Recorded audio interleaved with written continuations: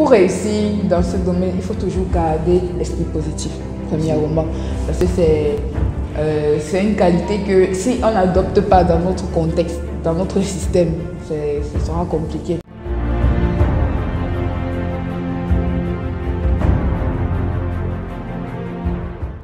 Alors salut à tous, bienvenue sur Africa Lente. Dans cette nouvelle vidéo, on va une fois parler de plus de orientation ingénieur. Ici, on est en compagnie d'une nouvelle camarade qui est également étudiante finissante, mais particulièrement un étudiant finissant dans une filière qui me tient particulièrement à cœur, parce que c'est la filière dans laquelle j'exerce. Il s'agit de robotique. Alors sans plus tarder, on va partir avec elle sur une suite de questions pour essayer de comprendre ce qu'est la robotique et pouvoir mieux comprendre encore quels sont les débouchés et les différents éléments qui sont autour. Alors sans plus tarder, je te donne la parole. Déjà, peux-tu te présenter s'il te plaît? Bonjour à tous, je me présente, je suis élève ingénieur, je me prénomme Jaël Maeva et je tiens à te remercier particulièrement parce que pour moi c'est quand même un plaisir de pouvoir partager ce qu'on fait, c'est-à-dire la robotique industrielle, précisément à l'École nationale supérieure polytechnique de Douala.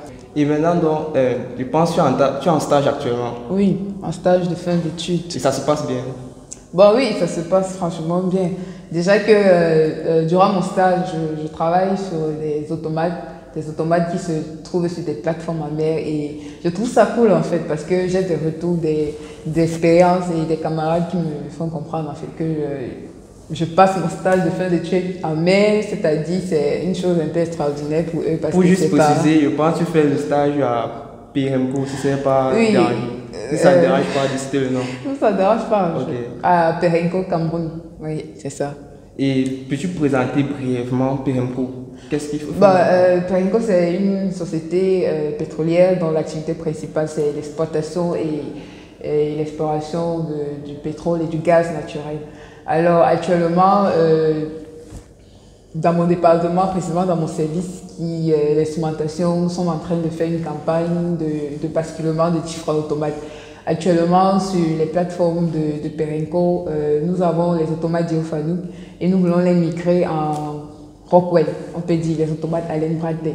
Donc c'est ça que je fais actuellement durant mon stage de fin d'études à PRMCO et c'est plutôt vraiment captivant et c'est attrayant, j'apprends beaucoup et je ne pourrais que demander ça, rien de mieux quoi. Wow, je sens la passion dans ce que tu dis. Oui, bien sûr, je ne regrette pas d'avoir pris la robotique.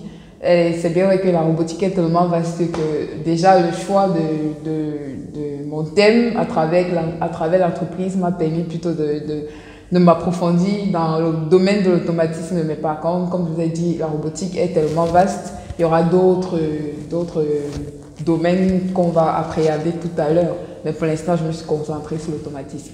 Ok, donc pour t'emboîter le pas, tu as parlé de certains domaines de la robotique, notamment le domaine dans lequel PRMCO te permet d'exercer actuellement. Oui. Mais si on essaie de digresser, c'est quoi exactement la robotique industrielle? Parce qu'il faut dire, à Polytechnique de Douala, nous on est entré sous le régime de robotique industrielle. Oui. Ça a changé de nom entre temps, maintenant c'est génie électrique et système intelligent. Mais s'il faut définir robotique industrielle, tu la définiras comment? Bon, la robotique industrielle, on peut dire que c'est l'ensemble des techniques mises au point pour concevoir et réaliser, on peut dire, des machines automatiques ou des robots. Ok.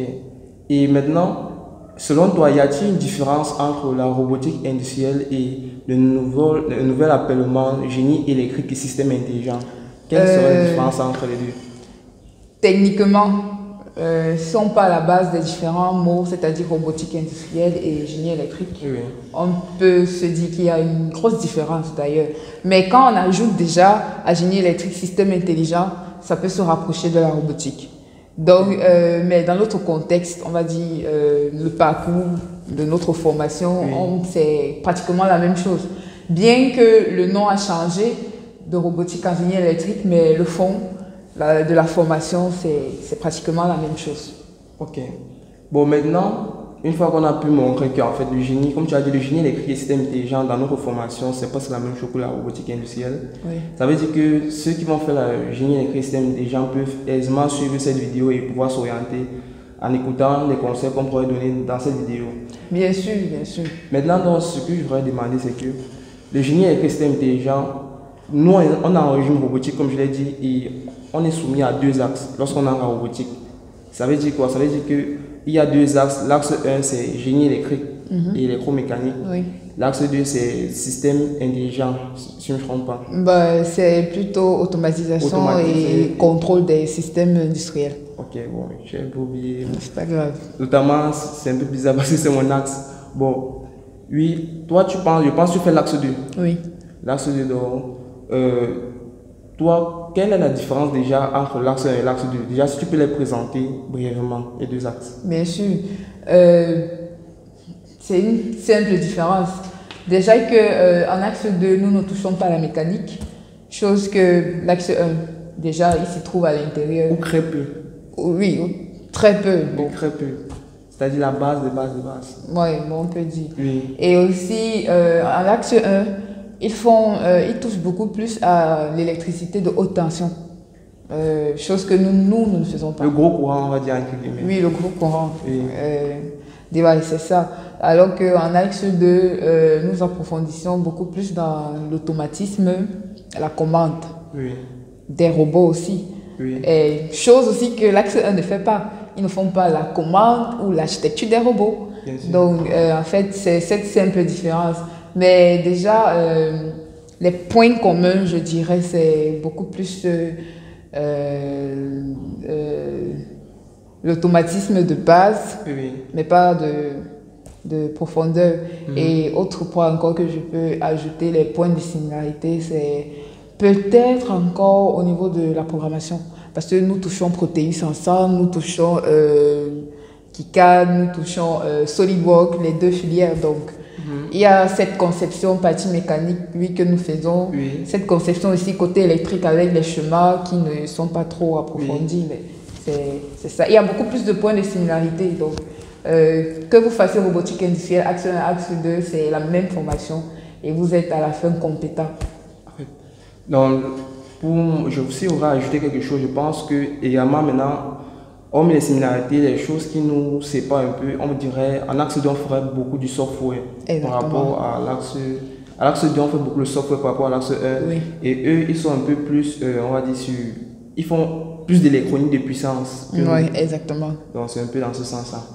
Bon, maintenant, s'il faut dire, toi, tu es venu en Polytech au niveau Croix. Exactement, oui. Et je pense que tu étais d'abord à IUT Douala. Exactement, oui. Qu'est-ce qui t'a dit, en fait, qu'est-ce qui te fait te dire que tu peux venir faire le concours de Polytech une fois que tu as fini ta licence à IUT? Alors, si je comprends très bien la question, tu me demandes en fait pourquoi, qu'est-ce qui m'a motivé à venir faire le concours et d'intégrer la formation robotique industrielle. Oui. D'accord. Bon, déjà, j'ai une licence en génie industriel et maintenance à l'université de Douala, précisément à l'IUT. Bon, durant la formation, je me suis beaucoup appesantie dans l'automatisme. Du coup, j'ai développé cette passion. Déjà que durant les 2 premières années où je touchais beaucoup plus à la maintenance des systèmes automatisés, je précise, je me suis rendu compte que j'ai un penchant pour l'automatique, on va dire comme ça. Et du coup, arrivé donc en licence, je me rends compte que je touche encore plus en profondeur à travers le diagnostic des systèmes automatisés, que ce soit des composants électriques, que ce soit des composants pneumatiques, que ce soit des composants fluidiques. Et je me rends compte que, mais attends, les systèmes automatisés me permettent de toucher dans différents plans, pneumatiques, fluidiques et tout. Je me dis, ok, bon d'accord, si c'est l'automatisme que j'ai développé un peu comme passion, par amour, à cause aussi des stages, des différents stages, parce que j'ai effectué des stages où on touchait beaucoup plus à l'automatisme. Donc je me suis dit, ok, en regardant les différentes formations qu'offrait l'École nationale supérieure polytechnique de Douala, je suis tombée sur la robotique industrielle et c'est ce qui m'a particulièrement captivée parce que les autres filières ne cadraient pas avec la formation que j'ai eue. Donc du coup, c'est pour ça que j'ai basé mon choix sur la robotique. Et aussi, je me suis dit, waouh, robotique au Cameroun. Et en regardant bien à Douala, à Yaoundé, partout dans les villes du Cameroun, j'ai remarqué que c'est la seule école qui forme des ingénieurs en robotique. Oui. Donc je me suis dit, ok, à part l'automatisme, je pense que je vais aussi apprendre les robots, entre guillemets. Donc du coup, c'est pour ça que mon choix s'est porté et j'ai fait le concours, j'ai réussi et je me retrouve là. Ok. Donc maintenant, une fois que tu as eu cette motivation, tu as fait le concours, tu as réussi. Oui. Une fois que tu es à l'intérieur, as-tu eu des difficultés particulières? Est-ce que les matières que tu avais eu à faire en licence t'aidaient vraiment? Ou est-ce qu'il y avait un petit déphasage lorsque tu es entré? Bon, particulièrement, je me sentais plus avancée que les autres départs. Oui. Mais à la longue, je me suis rendu compte que il fallait toujours travailler, se donner à fond pour pouvoir être au top. Oui. Pourquoi? Parce que la formation que j'ai eue, c'est une formation professionnelle. Contrairement à vous, vous qui avez commencé tronc commun et tout. Donc du coup, moi particulièrement, j'étais déjà dans le bain de la chose. Par exemple, quand on touchait certaines matières comme modélisation, MSD, modélisation des systèmes dynamiques, ou bien analyse des systèmes.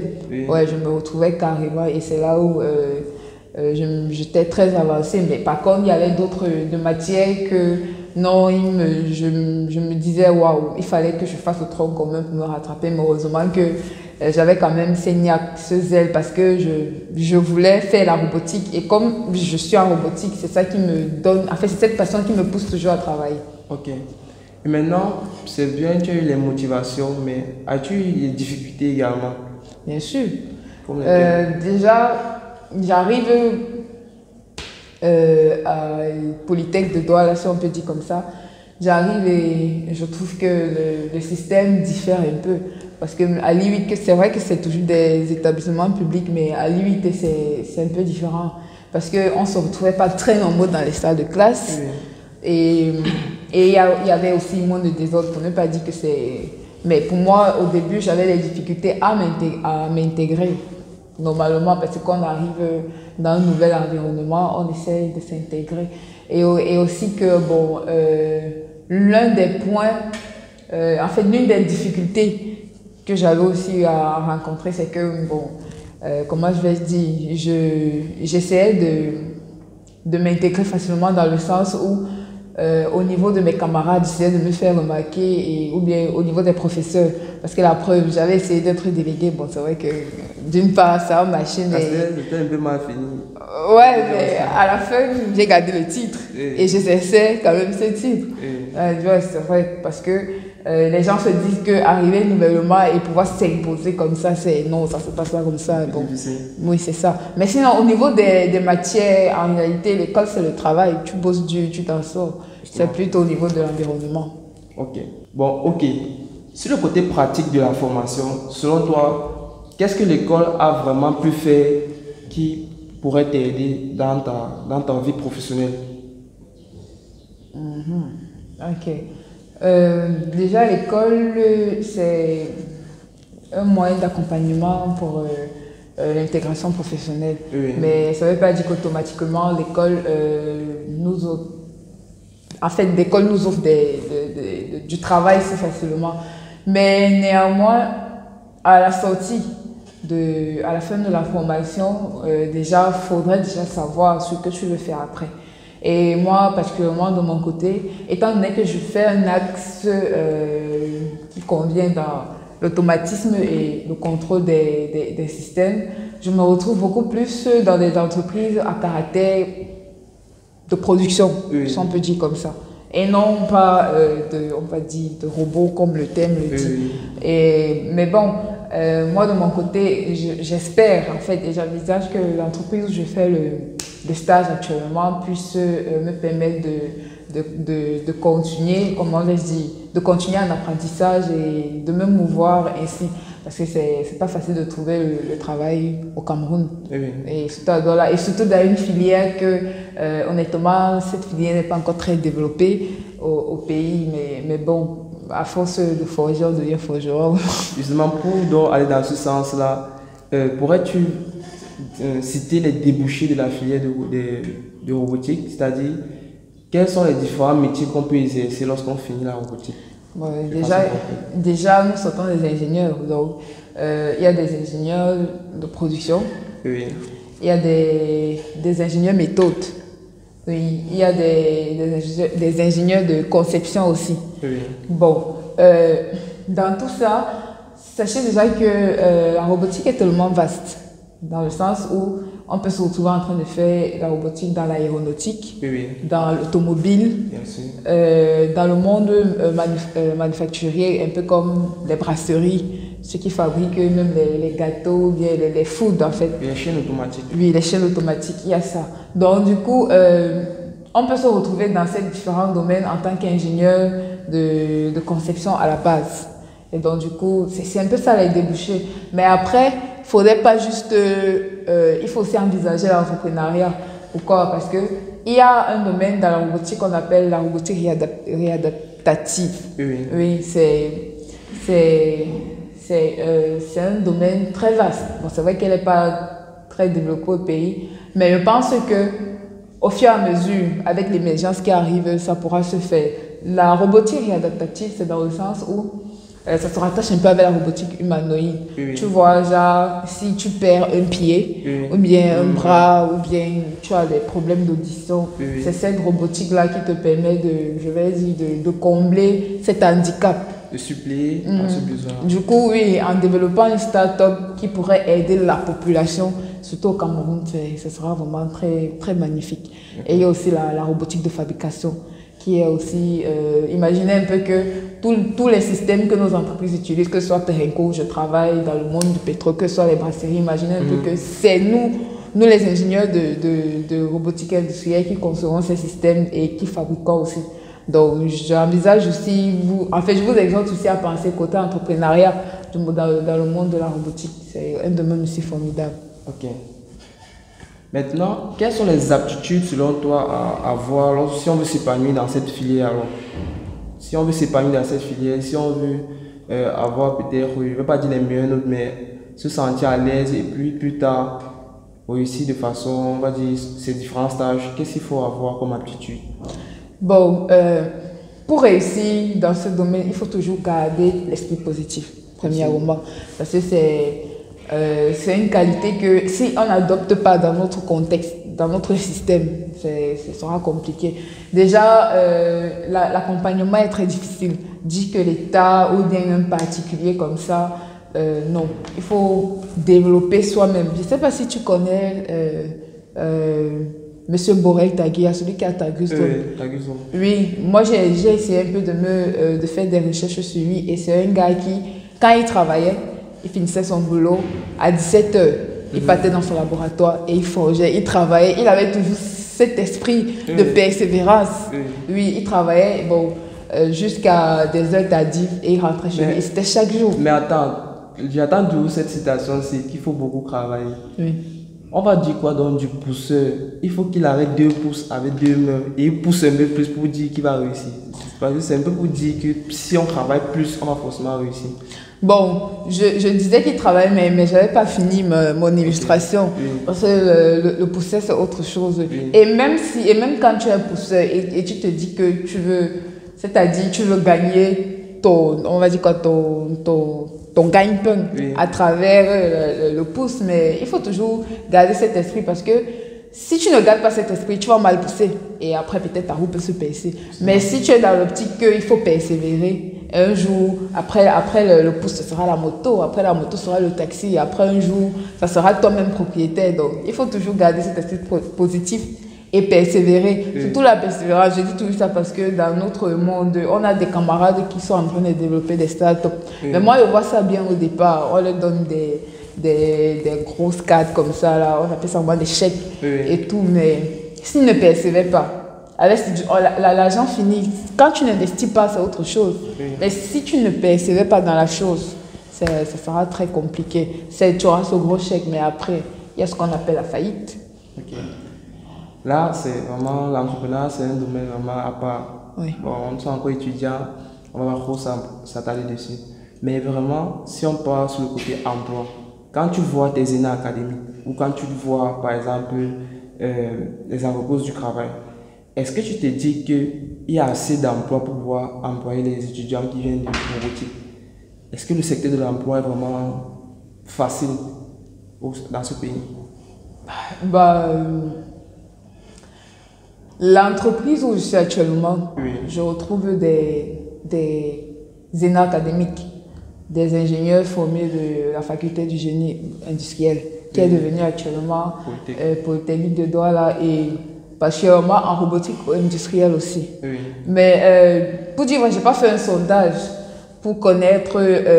En fait, ton ressenti. Oui, c'est ça que je veux dire. Oui. C'est vrai que je n'ai pas fait un sondage, mais en robotique, je pense que l'intégration professionnelle dans les entreprises de la place au Cameroun n'est pas très favorable. Du moins, je pense, surtout le taux, qu'on regarde le taux d'insertion des ingénieurs en robotique au Cameroun, non, parce que je connais certains élèves académiques jusqu'aujourd'hui qui se battent par leurs propres moyens pour pouvoir s'intégrer, mais c'est pas ça.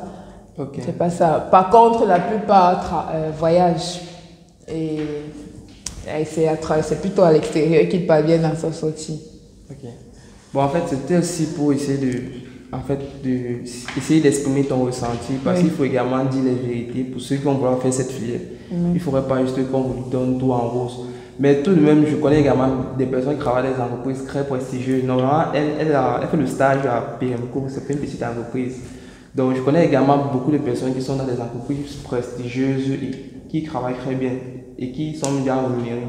Donc, c'est vraiment un choix personnel. Prenez les conseils qu'on vous donne. Faites encore des recherches vous-même parce que ce n'est pas suffisant. Il faut vous documenter assez. Et si vous avez bien sûr des besoins ou des envies ou des informations à avoir, n'hésitez pas là en commentaire pour qu'on puisse vous aider. Bon, Maëva, est-ce que tu as un dernier conseil à donner à un étudiant qui regarderait ces vidéos et se dirait qu'il voudrait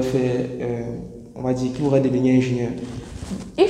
Moi je dirais qu'il faut savoir que la robotique, c'est pas quelque chose que vous devez attendre qu'à la fin vous allez travailler dans une entreprise. Non, il faut plutôt savoir que la robotique au Cameroun, c'est un domaine qui est en voie d'émergence.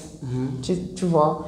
Et ne faites pas la robotique pour espérer gagner beaucoup d'argent déjà à la fin de votre sortie travailler. Rapidement. Oui. Non. Moi je dirais que faites plutôt la robotique par passion, par amour. Parce que c'est cette passion et amour qui pourront vous amener très loin. Déjà, oui, c'est vrai que moi, je me retrouve dans une entreprise en stage de fin d'études. Bon, après, je n'ai pas une garantie que je vais poursuivre là-bas et continuer. Mais moi, j'ai plutôt mes idées en place, des projets, en disant que je veux bien m'accentuer beaucoup plus sur la robotique de fabrication ou la robotique réadaptative. On aimerait bien voir des ingénieurs de robotique industrielle formés de Polytechnique de Douala en train de grandir et d'élever des startups qui pourront aider la population non seulement et qui pourront aussi apporter le plus dans les sociétés industrielles de la place. Parce que là où moi je me retrouve, ils sont toujours en train de prendre des automates soit en Europe, soit aux États-Unis, chose que je trouve que c'est pas normal. On a des ingénieurs qui peuvent concevoir ces choses. Du coup, donc, moi j'encourage beaucoup plus. Le conseil, c'est que c'est vrai, l'entrepreneuriat n'est pas facile, mais si vous faites de la robotique dans ce sens-là, c'est bien. Mais si vous faites de la robotique en espérant trouver le travail facilement comme ça, c'est vrai, on ne connaît pas la main de chacun, mais bon. Le dernier conseil, c'est vraiment faire le choix par endurance, par persévérance et par amour. Ok. Alors pour finir, je vous rappelle, je vous précise le cadre. Ici, vous avez devant vous deux étudiants de l'axe de robotique industrielle, c'est-à-dire c'est notre point de vue. C'est surtout son point de vue qu'elle vous a présenté. Donc il y a aussi cet aspect de l'axe 1 de la personne qui fait vraiment l'électricité en soi-même, c'est-à-dire le génie électrique. Donc peut-être qu'il pourra avoir un avis divers par rapport à l'entrepreneuriat, je ne sais pas. Mais bon, on arrive donc ici à la fin de cette vidéo. Déjà, je te remercie Maëva d'avoir pu participer à cette vidéo. C'est un plaisir. Surtout avec ton temps chargé. Tu n'es pas dans une petite entreprise quand même. Ok. Alors, si vous avez eu à regarder cette vidéo et que vous avez aimé, n'oubliez pas de liker, de partager et surtout de vous abonner en activant la cloche de notification. Je vous souhaite d'être présent à la prochaine semaine pour voir notre prochain intervenant qui va parler d'une nouvelle filière. Merci. Au revoir.